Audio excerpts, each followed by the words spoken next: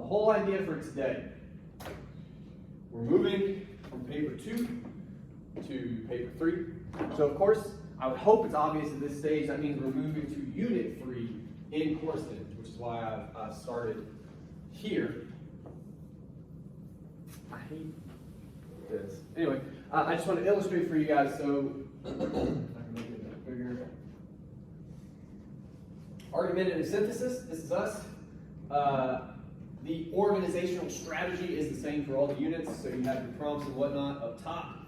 You have all your homework spelled out below that, right? And it looks like I forgot to add a video section, but I will do that because I have to do that to post this. So, weird. All right. To begin with, let's open both of these because we got to look at both of these. Yeah. I have, I hate to say it, kind of a lot to talk to you guys about regarding the paper. So if at any point you have questions, if something doesn't make sense, please stop me. Please ask your question. All right, let's get into it. To begin with, I may even want to make it bigger still. Yeah, that looks good. All right. Argumentative synthesis, we're going to explain what that means in a moment. The length, 3 to 4 pages. So basically what you did this time, hopefully. Hi there.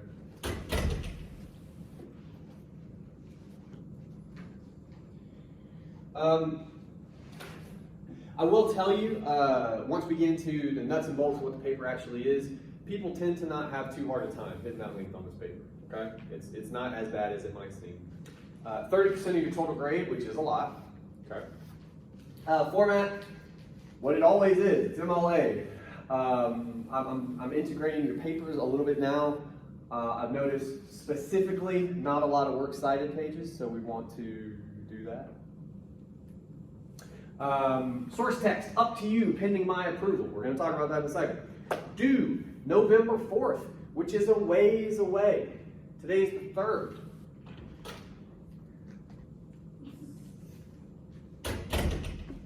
Which means we have a little over a month to do everything we got to do, get this paper written and turned in. Quite a bit of time. Right?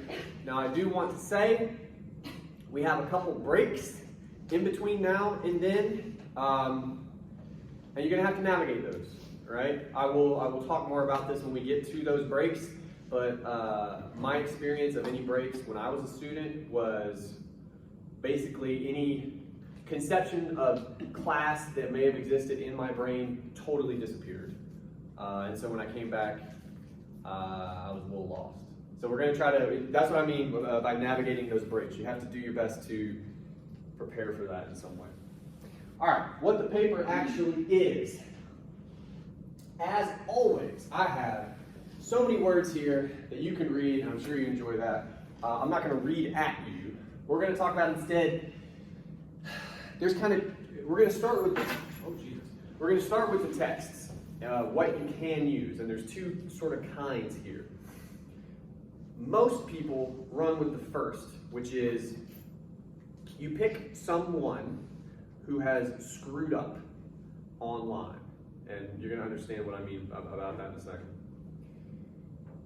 That's your text. But really what we're interested in talking about is not what they did or whether or not they should be in trouble. Okay, we're not doing that. What we're interested in is the reaction to that. Okay? So the example I have, because it's a couple years old, and we're going to actually have a really good one after all this. I don't know if anyone remembers a woman named Roseanne a couple years ago. She was pretty famous. She was super famous when I was a kid. Okay? She had a show that was named after her, so it's easy to remember. But that show came back, and it was really big, and it was doing really well, again, somehow, okay. And then she tweeted what is sort of unequivocally some crazy racist shit. People got upset about that, pretty justifiably. And again, this is why I would never want you to write a paper on this, because at no point would I want anyone to say, she should be in trouble, or maybe even worse, she shouldn't be in trouble. Like, we're not doing that, okay? What we're interested in is the kinds of things people said about her, the fact that she was canceled, things like this, and what it says about us as a people, society, a culture, that we react that way, okay? That's one kind of paper. you can do here. The other kind, and it still works the same way, it's just a different kind of text. Some people want to consider movements online. One of the most famous contemporary examples being like Black Lives Matter. The only issue that comes up there, any kind of movement, is composed of thousands or millions of people. It's a lot of folks. You cannot talk about a movement in total in 3 to 4 pages. You're going to write me a book report, okay? So what you would do, for instance, Black Lives Matter movement, anything like that, you would find a specific event, a specific tweet if you want. It's just something like a detail, like a single day or a single thing that occurs.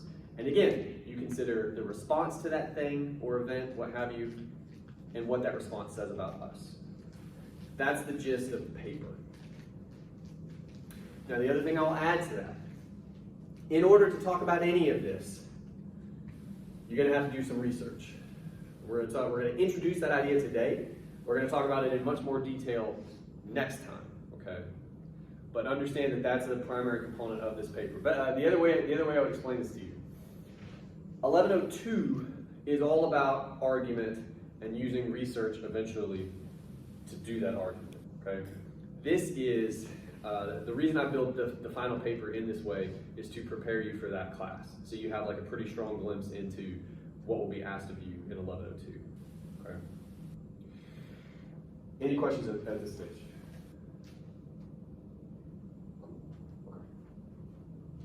See if there's anything else. I give you some questions here to think about.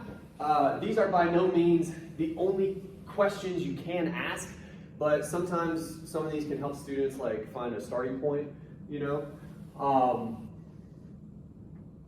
Yeah, I happen to think they're good that I wrote them.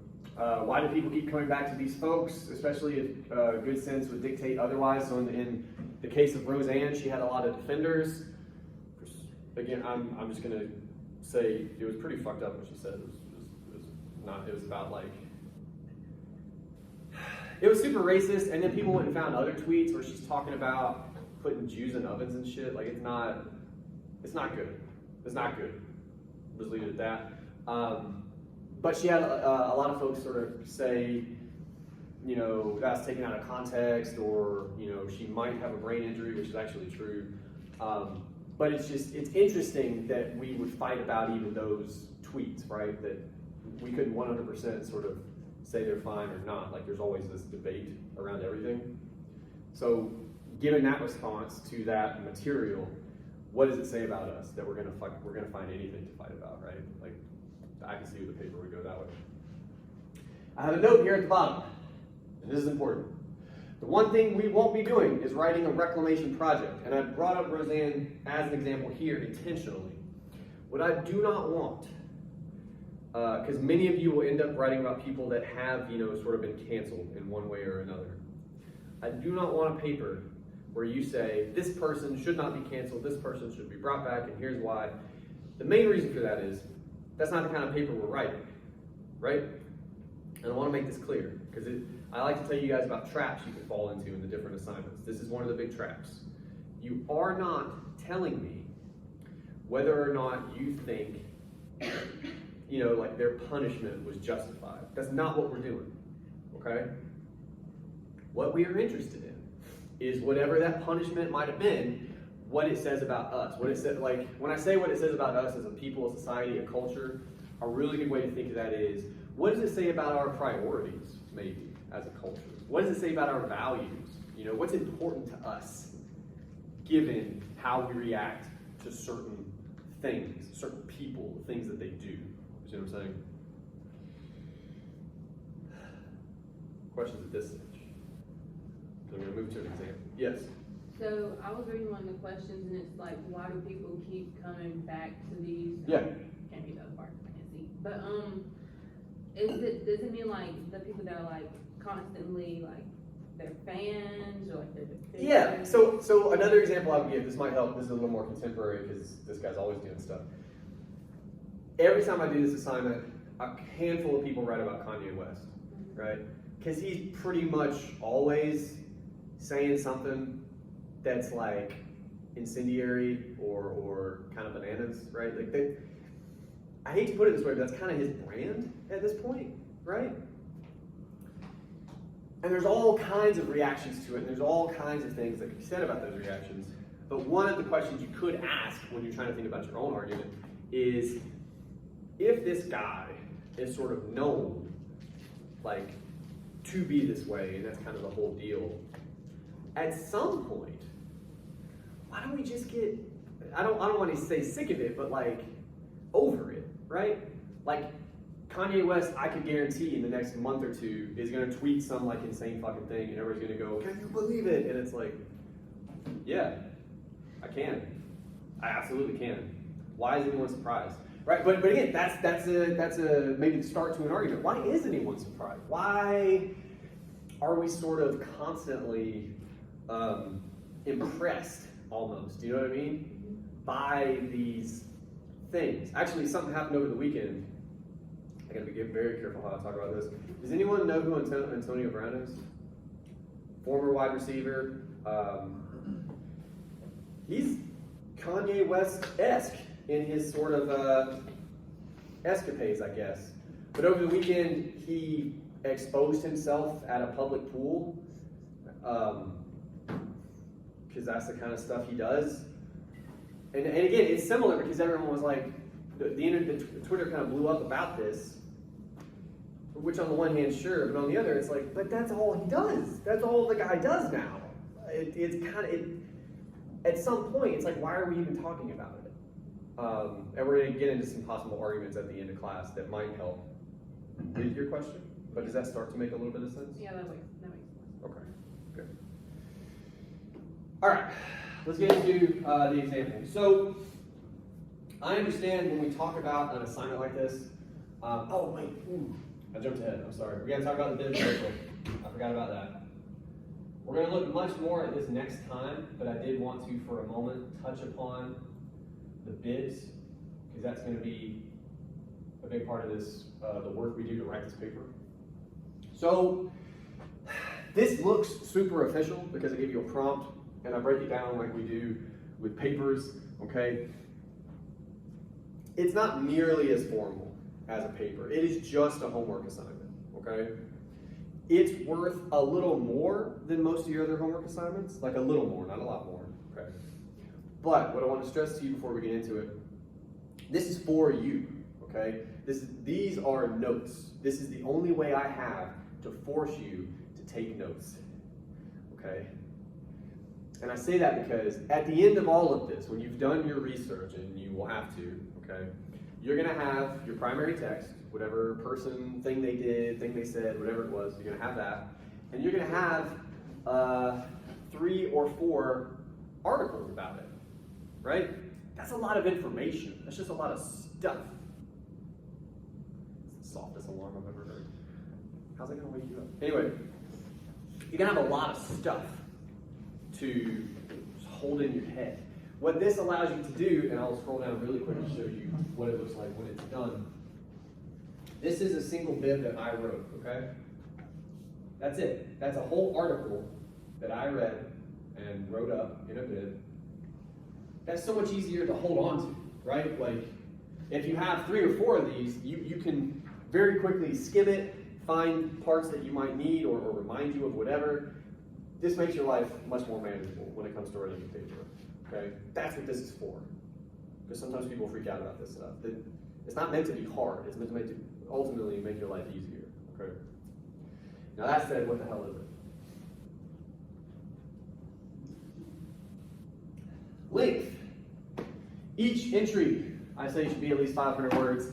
That's a ballpark figure. Some enterprising students semesters ago pointed out my example is actually like 480 something words.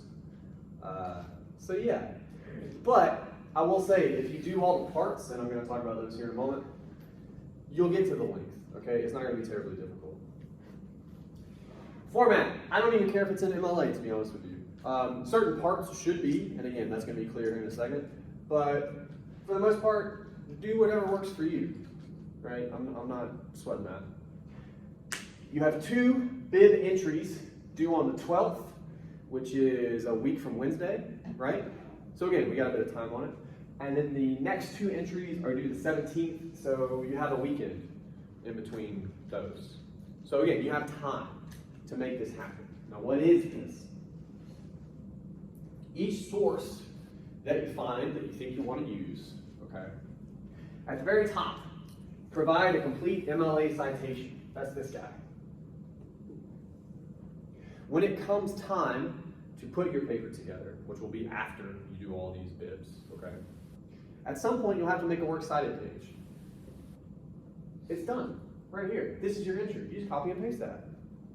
How much better will that be, right?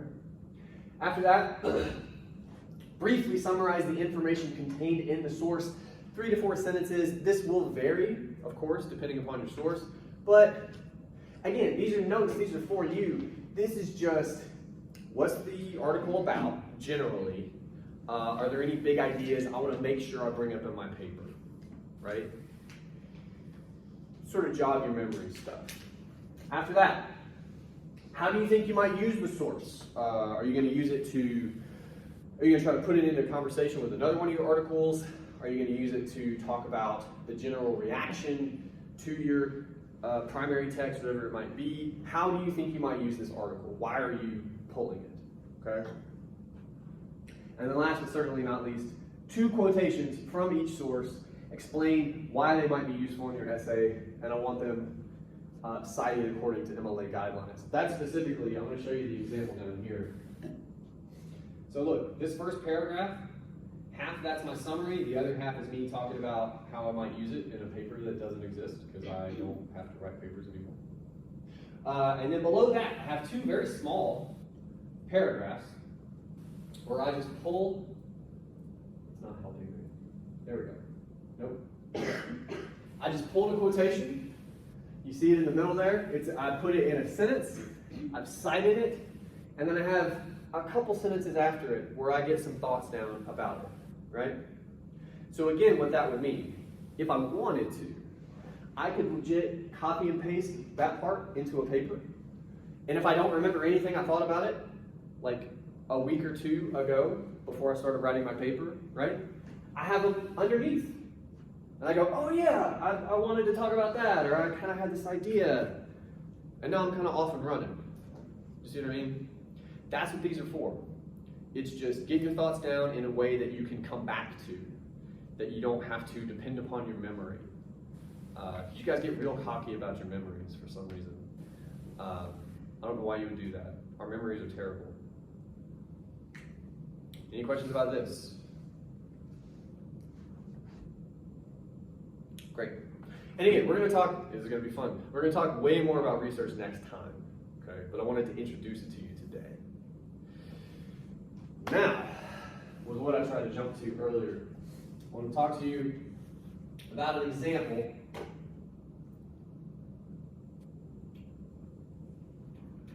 Close that so you can pull them out. All right.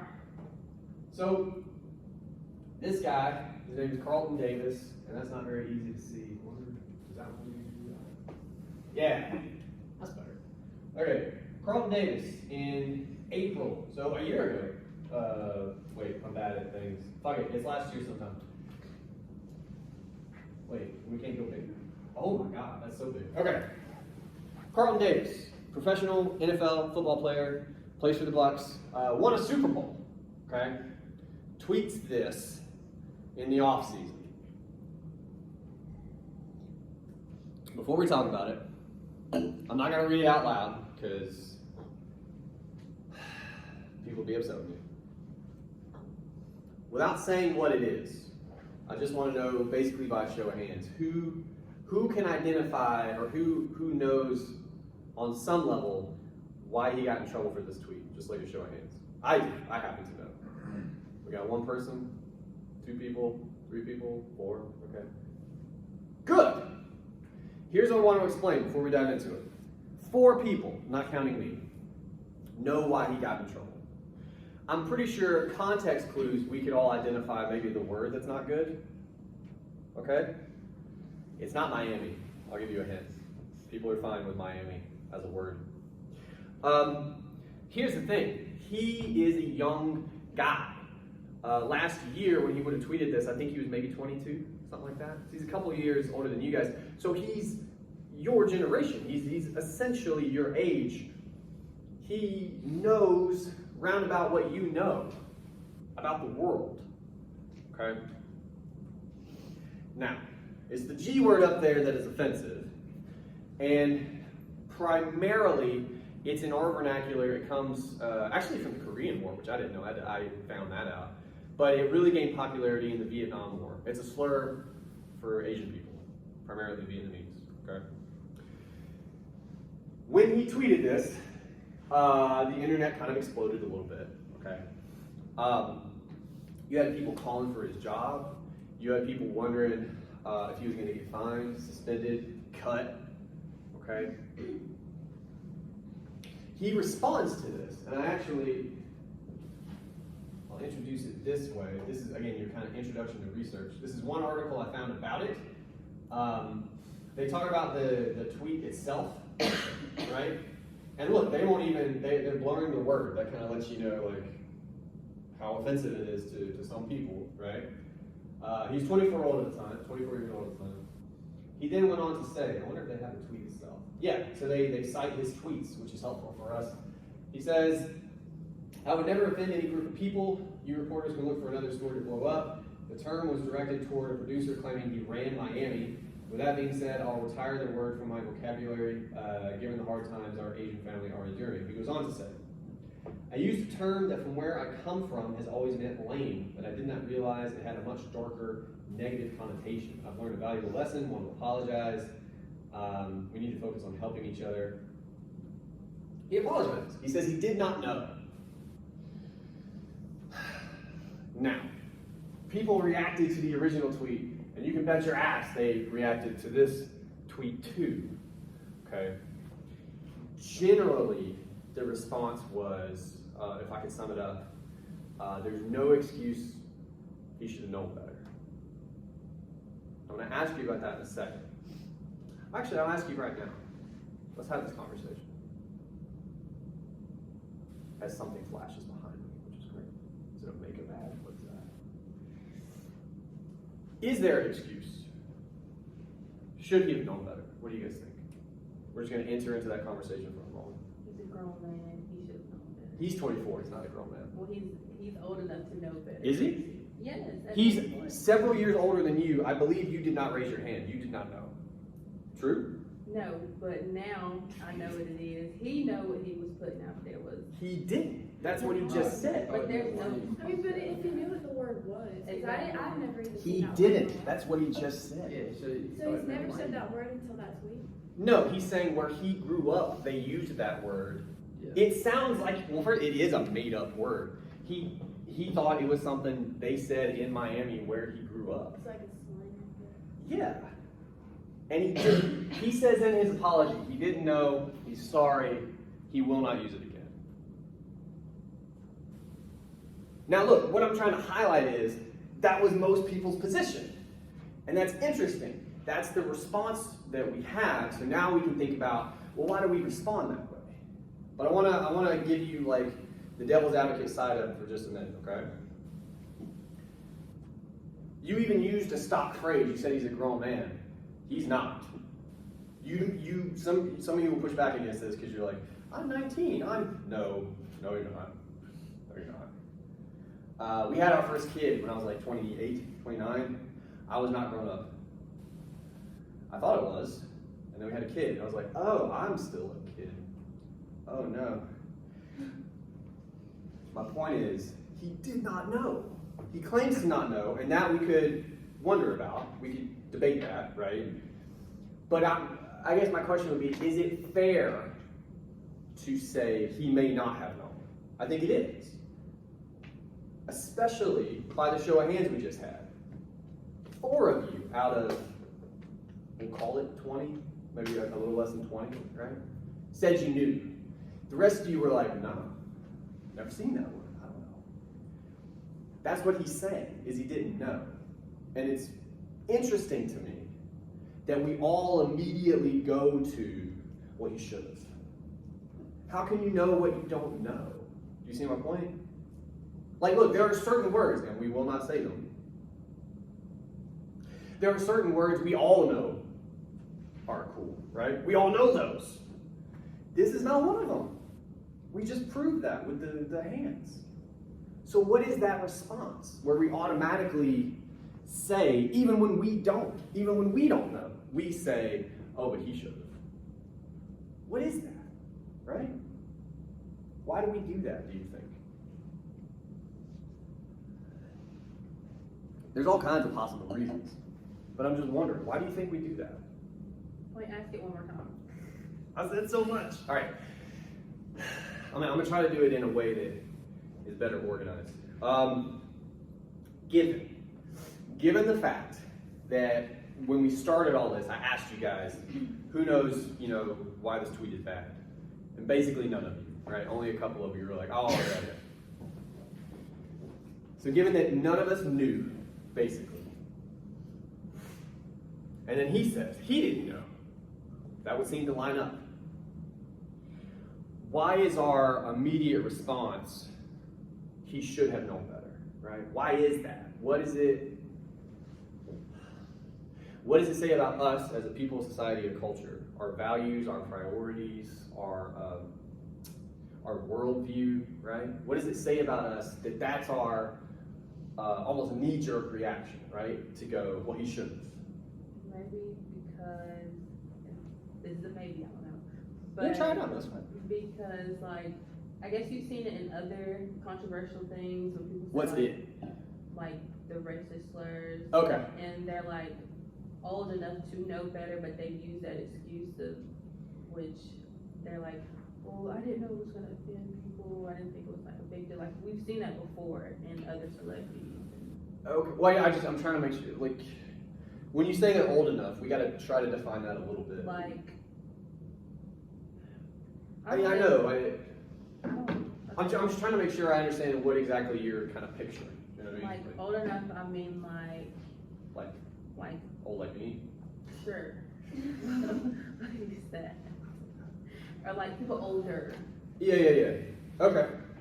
No, I mean, there does have to be some kind of line, right?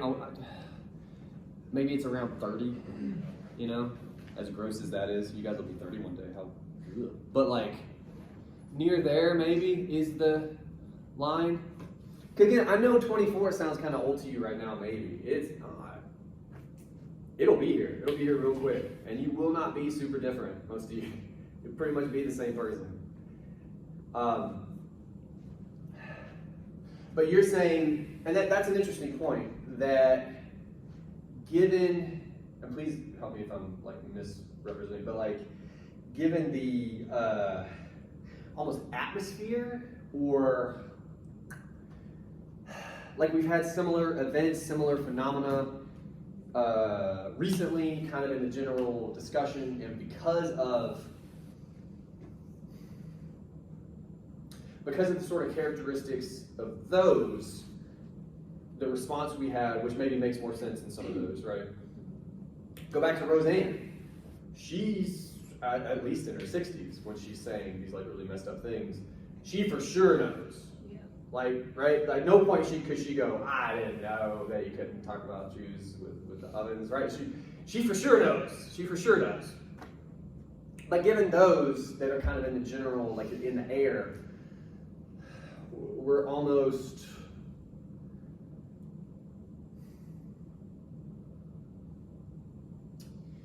given to just have that response every time, or is that fair? Is that kind of what you're saying? Yeah. What do you guys think about that? We're going to try on several arguments, by the way. There's a couple that we could have here, but I think that's the beginning of one, right? What do you guys feel about that idea? That's just kind of our response, right? In some ways you're saying, not that we necessarily disregard the details, but that we don't consider them to begin with, right? You're, and again, I'm working really hard not to misrepresent what you said, but my understanding of your idea is we see that he said a racist thing, as a society, right? And we're just fuck that guy. Like there is no, how old is he, what did he say about it, right? Like there is no really, is that fair? Yeah. I'm inclined to agree, but again, I'm just wondering what the rest of you think about that observation.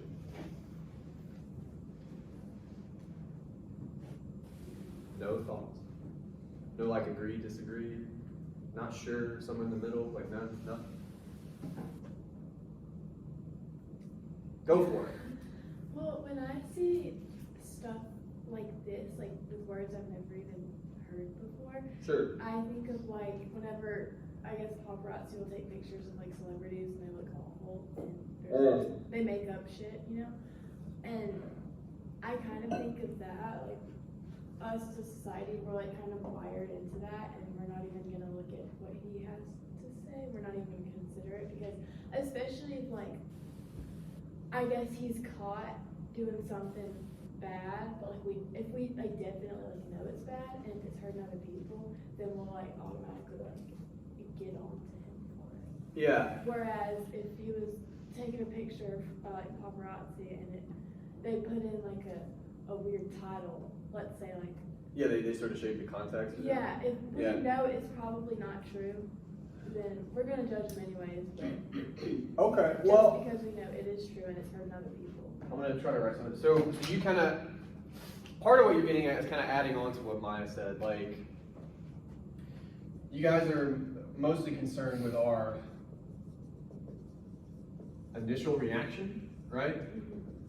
And Maya's idea was, given the very general components, right? He said a racist thing. There's all kinds of details that always come up, right? But just that event generally, we kind of have one as a society. That's what you're saying, and we just take that. We're like, well, this is what we do for that fucking person, right? Like that's kind of immediately where we go. So it's I was gonna say pre-programmed. That feels too strong, but like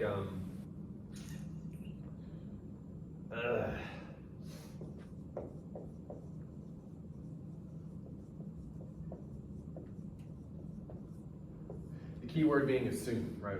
We make all kinds of assumptions based on that, right? And you're kind of adding on to that by saying it's kind of mixed up in all this, but a slightly different angle is like, well, I almost want to make it its own thing. It's almost like the fact that he is a celebrity. And again, you guys may not know who he is. Maybe you're not a nerd for football like I am, but he's kind of a big deal, Carlton Davis. Like he's a legit quarterback. At this point, they've won the Super Bowl, so like he's not a nobody by any stretch. But like the fact that he's a celebrity, the fact that he's known enough for this tweet to have like a bunch of articles written about it, right? Does something else to it as well. And I think your idea is something like, and again, let me know if I'm like kind of misrepresenting, but like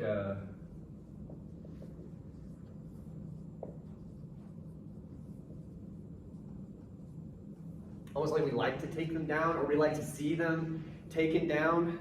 Because you kept coming back to your paparazzi example. Like there's some weird fascination with seeing celebrities sort of brought down or shown in a light that we don't usually see them, right? Is that fair to say? Like this guy says a thing he shouldn't have said. People follow Beyonce around all the time to get like, I don't know, pictures of her trying to be a human fucking being, right? Like we like that for some reason. And I'd be curious to push on that a little more. Do you guys have thoughts about this angle? This like weird desire we have to sort of bring celebrities down in some capacity. Why we do that? Or another way to think about it. He says a racist thing. He issues an apology. Says he'll never say it again. But people are responding to this. Why do we do that? Why do we respond to it? You know what I'm saying? For good or ill. Why, like, the inverse would be we as a society go, okay, why do we do the other thing, do you think? Why do we feel like we should say something or we should be involved, right?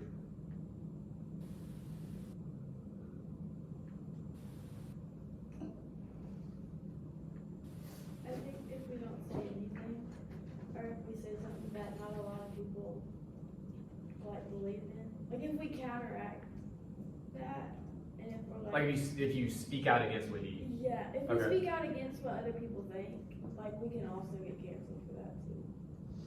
Oh, you're saying, I don't quite understand what you're saying, to be honest with you. Like, hang on, say your question.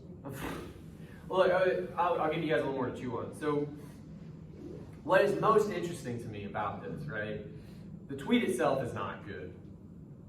And the response to that is, I think, justified, because they don't have any more information, right? Even if you know he's 24, some of you knew that it was bad, right? So you could say at first, he should have known better, right? That's not invalid. But as soon as he gives his response, claiming he didn't know, telling you a little bit about like where he's from, and that's just a word that got thrown around, so he didn't know it was a thing like that. He even cites Urban Dictionary. It's like a South Florida insult, right? Because he's from Miami.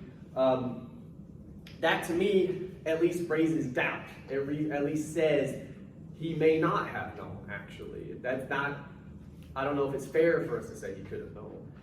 And I point all that out to say, this is what Oliver's talking about with public shaming. Why do we do it, right? If it's just to bury a guy for whatever they do, I don't know if that's good, right? That seems like that could be a problem. If the goal is better behavior, educating people, making people better, isn't that what he just said happened in his apology? He says he didn't know, now he does, and he's really sorry. I'll never do it again. Isn't that the goal? Isn't that what we're trying to do? And look at it this way. I mean, 4 of you raised your hands, knew that was a word you shouldn't have said. Now all of you know, based upon this, right? Like it seems to be a net positive. I'm thinking, right? But it's the response to the apology that really got me interested in this. Because everybody kind of said what you said to begin with, right? Like, you're not alone in that at all. Why do we do that? Why are we so, I guess I would say, inclined to not believe him, right? Because I think that's part of it. Like, do we assume he's lying when he says he doesn't know, or I don't know. What do you guys think? Some of you are on your phones right now. Do you guys ever do this? Do you ever chime in on, like, I don't know, you hear it referred to like outrage culture, or I mean basically somebody screws up, right? You guys ever participated in any of that? Like, I kind of have, but I don't know if it applies.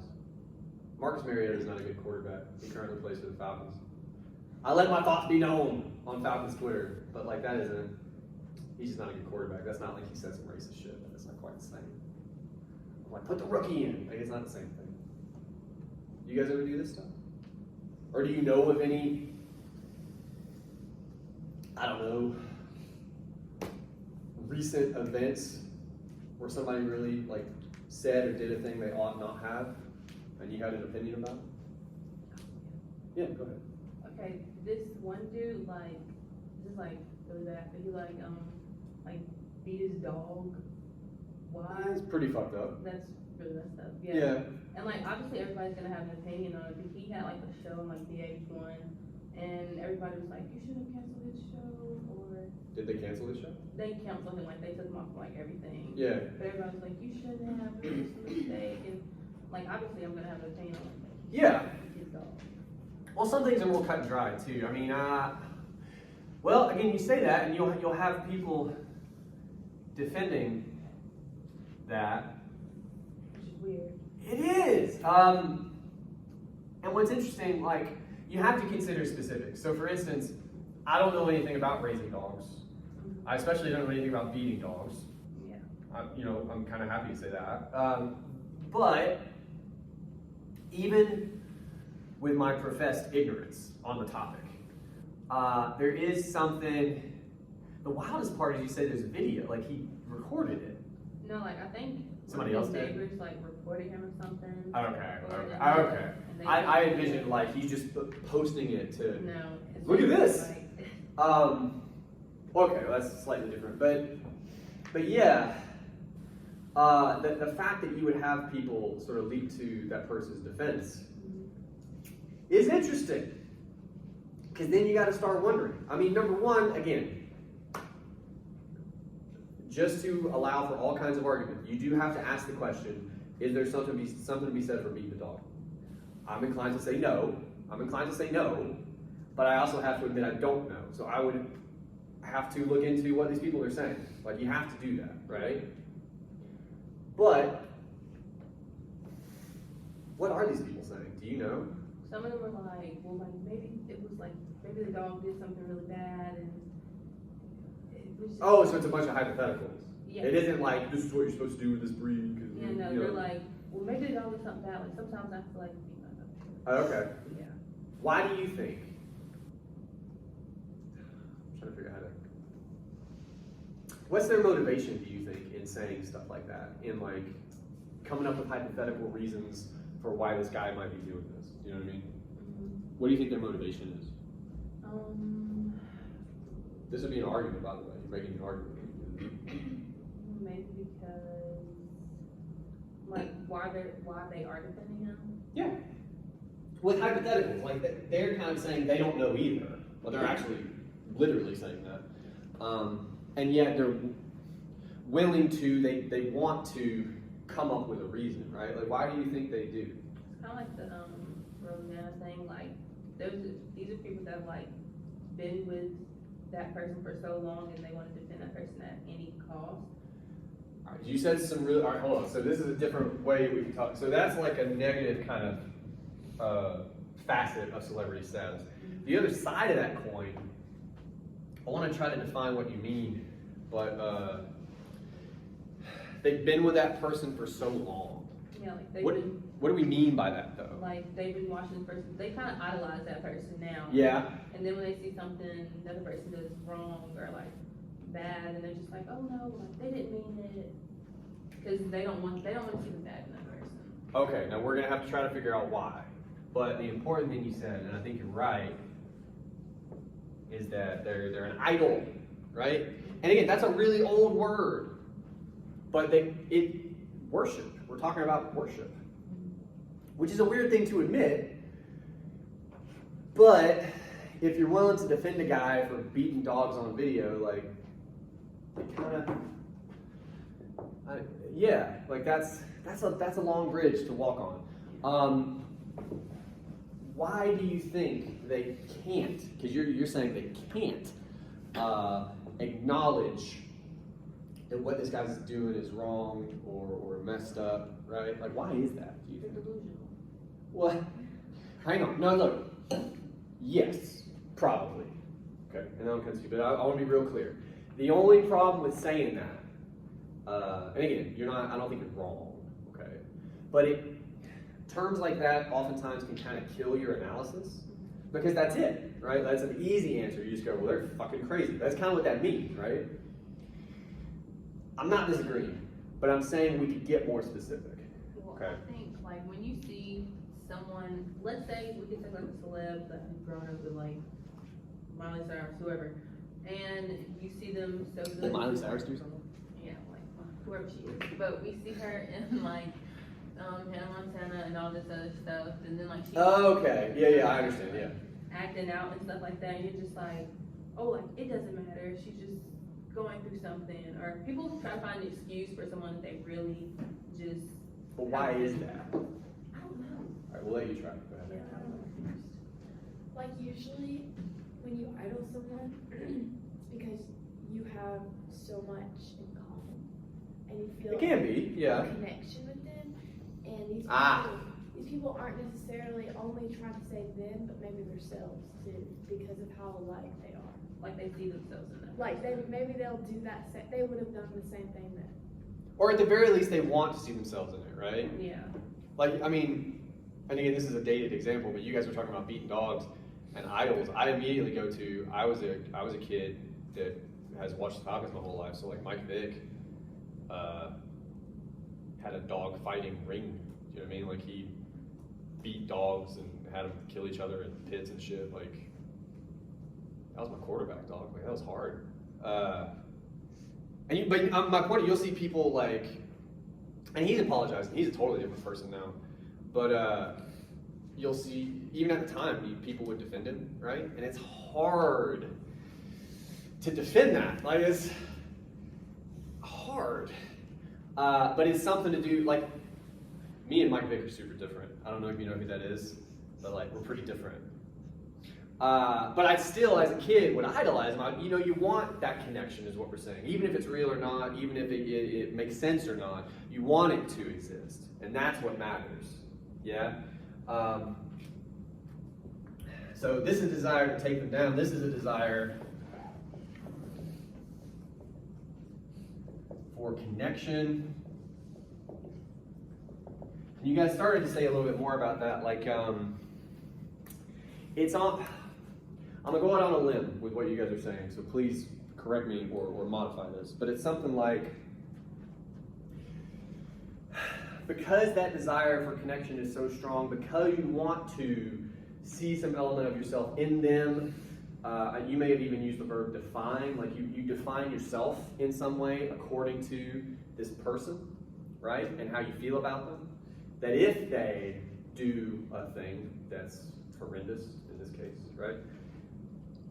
You can't admit that to yourself, right? You can't allow somebody who's that important to you to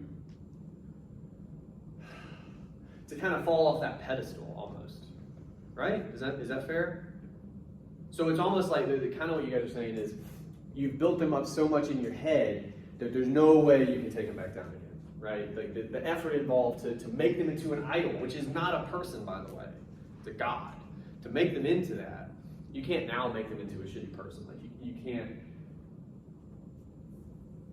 Yeah, I think that's for sure applicable in the dog guy case. We don't even know his name. Crazy shit before, like years before this, and people were just like, "Oh, it doesn't matter." Well, you see it a lot. You see it with a lot of people, right? For sure. You brought up a totally different person and a totally different thing, but we can do that too, because it brings in another argument. Let's talk about, I was going to say Hannah Montana. Was it Miley Cyrus? I'm not even confident in spelling her name. I think this is right. Okay. You pointed out, I'm going to try this one. That's probably right. This show missed me, by the way. I was too old, so I don't have any. But you guys, I guess, is what you're saying? People around your age kind of know her for that, right? That was your first exposure to this person, if you know who she is that fair? Yeah. Okay. I know a little bit about the show. It's a Disney Channel show, so that's kind of all you need to know. All Disney shows are the same. Very clean, right? Very antiseptic, almost. And I remember a little bit, again, I'm kind of out of the loop on this was not for me, but I remember, for instance, years ago, she was at like some award show, and she was,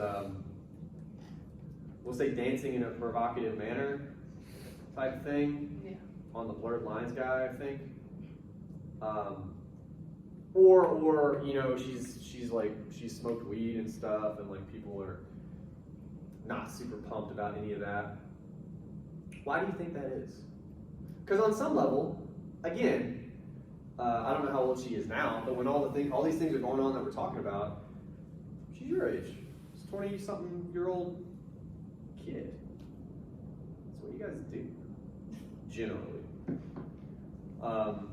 So why do you think we as a people, a society, a culture, give a shit, right? That she's behaving this way. Because they were used to seeing, like, we don't know what's going on, like, behind the scenes. Yeah. Out of Disney and stuff like that, until, like, pictures came out of her, like, having, like, a thing of, like, a bag of drugs and shit like that, and she was, like, still in. Well, again, and do you remember, not because I don't, Yeah. wasn't it mostly just weed? Well, it was some coke, too. Oh, okay. But like, no one cares. But a lot of people are so used to seeing her so like clean. Yeah. Like on Disney, and people Yeah. are really mad. A lot of adults are mad too. So like, my kid is watching her on the show and shit like that. And now she's Yeah. doing all this other stuff. Okay, all right. So the one, we're going to start from where you started, which is we're talking about her brand, right? Yeah. And it is. All celebrities, anybody with a following, even like super minor celebrities, they end up with a brand, right? Like you feel like, as you said, you know that person. But what you also said is, we don't know them, we know their brand. But then you get into, we don't like when they, I mean, how would you guys talk about it? It's really just me and Maya, and it's kind of just you guys. And you guys are doing great. But if anyone else wants to participate, that's fine too. But like, when a person goes against their brand, it could be Miley Cyrus. It could be, hell, there's got to be thousands of examples of this, right? You feel like they're in a movie they shouldn't have been in, or I don't know, they do a thing and you're like, well, that doesn't feel like Harry Styles or whoever the fuck, I know. That's one fucking guy I can think of. But what is that? Like, what do we feel, do you think? How would we describe what we feel when they step outside their brand, essentially? Because I think it's what we're describing. Like disappointed. Why? Because I guess you get so used to seeing that person in that one like light, and like we were talking about with like Dewey being dog, where like idolize them so much for what you know them as, and then when you do something else new, it's just kind of like, oh, well, why are you doing this? Yeah. Yeah. Is your hand up as well? Okay. Yeah. Go ahead. Add on. I think in a way, like the people that idol her feel betrayed because she almost doesn't care about the brand that she's created for herself. And Isn't it weird? And I'm not disagreeing, and I'm sorry to cut you, but again, isn't it weird that we can talk about it in that way? Like you just said, she doesn't care about the brand that she created. You're implying that we do, to the point that we can feel betrayed. And I don't think you're wrong. But isn't that strange? Do you guys know what a brand is? Like what it really means? The way we're talking about it? Mountain Dew is the soda you drink to rock climb and skateboard. That's the brand. Who fucking cares? Right? Like we shouldn't. But we for sure do. To the point where we could be disappointed, feel betrayed by Miley Cyrus. What an insane thing to feel. Do you know what I mean? That's wild. I think it's true, though. I think what you guys are saying is true.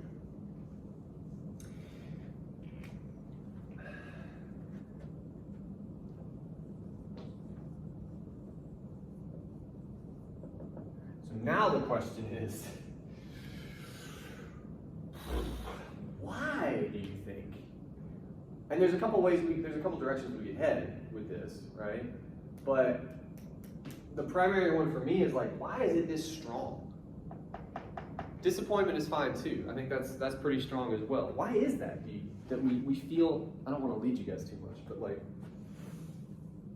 why do we feel that strongly about Hannah Montana? Isn't that what we're saying? I think it's because people are so like invested in her life, or like what they see of her doing, which I don't really, in my opinion, I don't think what she. No, I think it's all fine. Yeah. But also I'm not a Hannah Montana fan. You know. Yeah, like I was a Hannah Montana fan. Like I was, Yeah. like, you know, But it- obsessed. But when she like changed and like came out with the little song with like drugs and stuff, I didn't really care because it was She funny. changed. It was like, you know, No, I It know. was like a rebrand for herself. Maybe she Well, didn't and want see, to that's be funny like- too. You could for sure argue she's, as you said, doing one of this, she's rebranding. We have that term. She's changing her brand. Yeah, she doesn't want to be seen that light anymore, like as like the sweet, person. Maybe she want to be like Hard. It's like when I'm gonna use myself as example. It's like I was always like in a tight household, like Yeah, always observed. So when I finally got out, I just did what I wanted to do. that's And usually how it goes. that's what it's like coming out of Disney Channel for her probably. Yeah, Just well, did what again, she finally wants to do. that's most people's 20s, to be honest, right? That's most But child what do you say? actors. So that's most child actors, like, as well, like, people that grew up on Nickelodeon, Yeah, they all. yeah. Well, but again, it's almost like that's just what people generally do, right? The problem is most people don't have cameras on. Yeah. Okay, but you used a good verb, investment, right? We're invested. And again, not everyone is a Hannah Montana fan, okay, but we're talking about there's a significant portion of the population, a high enough percentage, that is. And we're saying they're invested in her brand. What does that mean? To the point where they could feel betrayed, right? What does it mean to be invested in, let's go ahead and say it, a character? That's what a brand is. LeBron James is the really cool basketball player. That's his brand. That could be who he is. We don't know because he's so damn good at it, right? He's always on brand. You see what I mean? If it came out tomorrow that LeBron James, I don't know, likes to drown puppies, like if he's into that, you would have people that would feel betrayed because they're so invested, right? In our picture of what that guy is as opposed to what he might really be. Why do we get so invested in these characters, you think? What is that about? Why do they mean so much to us? That's what you're saying, right? Yeah. I think when you're like invested in a character, Yeah. you assume that you know everything about that character. Or at least you want to know everything about that character. Yeah. And once you find out information that doesn't sound, It doesn't fit. good, yeah, Yeah. you feel betrayed because you think that you know the person, which we really don't. We don't know any of these people. Let's push on that. So we do. We assume we know them, like on what level? We need to define this. The way you're saying that we know them well, right? What kind of people do you know well, like this, to the point where you can feel betrayed? Where you can, a friend. Yeah. We fucking think we're friends with Hannah Montana. Isn't that what we're saying? You really let me down, Hannah. Like, but that's true. That's the truth. That's how it works. So we admit, on the one hand, it's brand. This is not the real person. On no level. And look, parts of that have got to be awful, but I would take those millions any day. Brand me up, man. But in admitting that it's a character, that it's not a real person, we also admit that we don't treat it that way. You said we know them well. It's a little bit like this, but that connection business.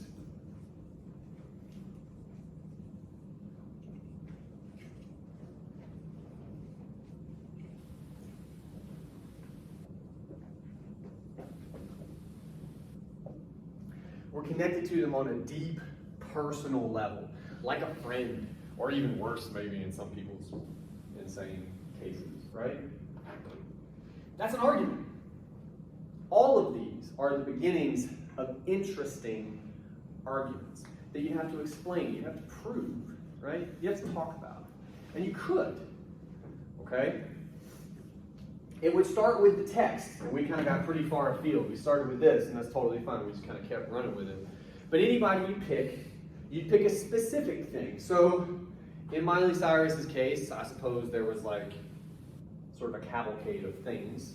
That's kind of how you rebrand, which is interesting, But pick one or at most two. And I don't have very many Miley Cyrus memories, but I remember she had a music video at one point where she's super naked the whole time. And I think people were kind of upset about that. That could be one, Or I'm sure she's on camera at some point smoking a joint. That could be one, right? Like anything. You take that, you would very briefly sort of sum that up, right? And then you would talk about the response. How do people react to this information? Not well, right? Okay. And then your job would be, well, what does it mean that we react that way as a people, society, or culture? In her case, we pretty much immediately leapt to, she's betraying her brand. She's disappointing her fans that look at her in this certain way, according to a character she played when she was probably 14 or something. Imagine if whoever you were at 14 is who people expected you to be for the rest of your life. Whoa. I sucked when I was 14. I don't know if I'm awesome now, but I'm probably cooler than I was when I was 14. So that's where it starts, right? And then you guys just started running with this idea. And again, what it says about us, that's the key. That's where your argument needs to live, all right? There's all kinds of different examples, all kinds of people and things and events happening. You would pick one and talk about the response. Is that clear enough for today? Okay. Sweet. At this stage, any other questions, comments, concerns, confusions about what we're trying to do for the last bit of the semester? So Yeah. like, in the thing you said like proof topic, so we have to like, you want us to like grade your topic or just? Well, we're gonna do, there's a process to it, right? So actually I'll kind of segue into this and I'll use this to help answer your question. For next time, your homework is a discussion board. It's called a pre-proposal. It's a discussion board, it's super informal. Basically what I want you guys to do on Course 10 is exchange ideas. You know, maybe Maya would write about Miley Cyrus, but maybe now that we've talked about it, this is my hope, you got 2 or 3 things kind of kicking around, and you're not sure which one you want to use right now. That's totally fine. Tell us about all of them on Course 10. And you guys will see it, and you'll respond, and you'll be like, oh, but what about when she did this? Or, oh, that reminded me of this thing. And then you'll write your own discussion posts, you respond to each other. That's when you kind of have a conversation with each other about possible topics, right? We're not getting approved yet, right? And then next week, I think it's next week, I'm bad with dates, but soon thereafter, you're gonna write me a proposal where you're gonna say, this is what I'm pretty sure I wanna write about, here's why, here's what I'm kind of thinking about it. You'll turn that into Course 10. I'll read those, and then I'll say either this works or this doesn't, and here's why, and like work on that a little bit. So there's gonna be a process to it. But it won't be you coming into class and like, what about this? Like, you'll turn it a thing. Does that make sense? Other questions? Those are your questions. Wait, okay, you weren't sure. Yeah. For the second, like you said, like there's 2 ways we could do the paper.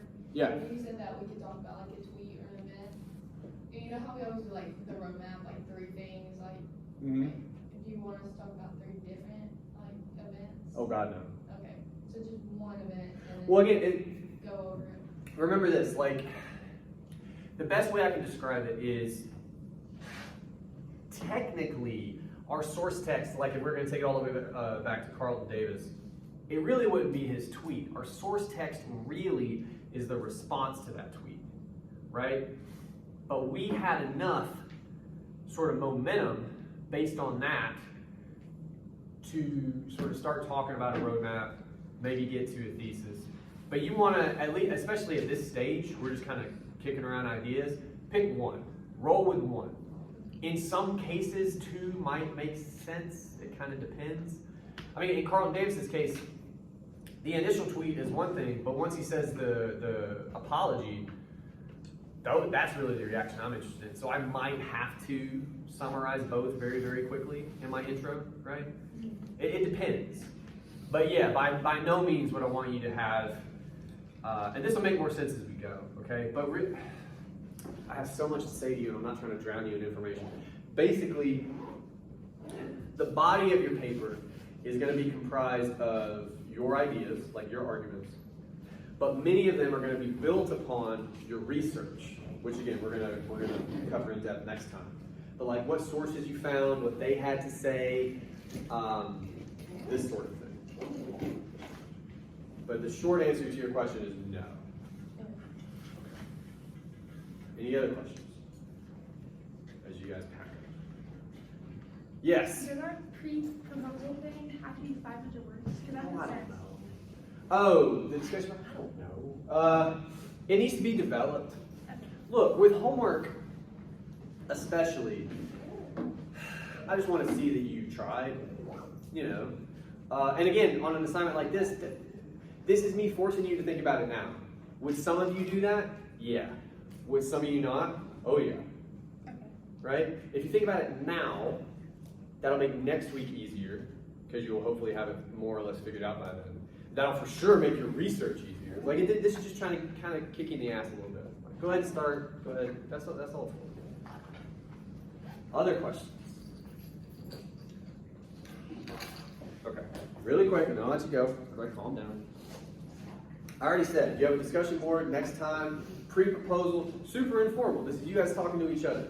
And look, if you see somebody mention a thing and you're like, oh man, what about that? Like, let them know, right? Like, actually do that for each other. But also, what can often happen, someone will, write about somebody, and you don't want to write about that person, but it will remind you of something else, right? You go, I totally forgot about this. I'm going to write about this guy. Do that too. Like, use it as a resource. If right now you have 0 ideas, I know that's not a fun place to be. This discussion board can help. Anyway, that's due next time. You also have revisions due Wednesday by midnight, like 11:59 Wednesday night, if that's something you want to do. It is optional. I think you should do it, okay? But I'm not going to make you. But they're due Wednesday night because we have fall break after that, and you're not going to do work on fall break. We're not going to be silly. But that's everything for Wednesday. Sound good? Outstanding. I'll see you then. Thank you.